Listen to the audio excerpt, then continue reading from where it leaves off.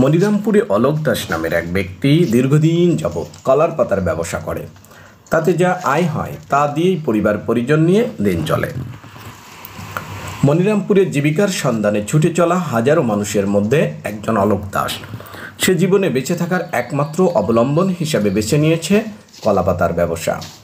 এ ব্যবসার মাধ্যমেই তার সংসার চলে। অন্তত 15 বছর সে এ ব্যবসার সাথে জড়িয়ে আছে।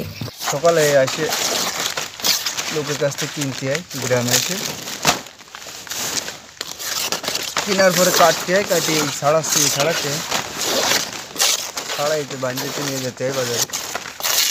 অলোক দাস মনিরামপুর, যশোর সদর, অভয়নগর, কেশবপুর সহ পার্শ্ববর্তী অনেক এলাকার গ্রামে গ্রামে ঘুরে কলার পাতা কেনে।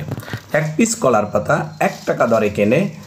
সে জানায় 1000 থেকে 1500 পিস পাতা কেনে এবং বিভিন্ন এলাকার হাট বাজার ও শহরের মাছ ব্যবসায়ীদের কাছে বিক্রি করে। মাছ ব্যবসায়ীরা সে পাতা ক্যারেটে রেখে দেশের বিভিন্ন জায়গায় চালান দেয়। সকল খরচ বাদ দিয়ে প্রতিদিন প্রায় 500 থেকে 700 টাকা লাভ হয়।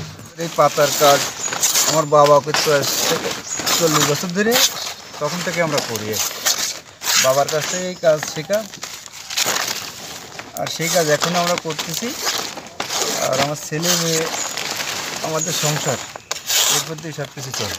পাতাগুলো 1 টাকা করে কিনি, কেনার পরে আপনার মনিরামপুরে আড়তে বিক্রি করি। ওই জায়গা থেকে ক্যারেটের ভিতরে দিয়ে বরফ দিয়ে মাছ দিয়ে ঢাকা নিয়ে দিই, ঢাকা চালান নেয়, সিলেটও দেয়, অনেক জায়গায় চলে যায় জায়গা থেকে।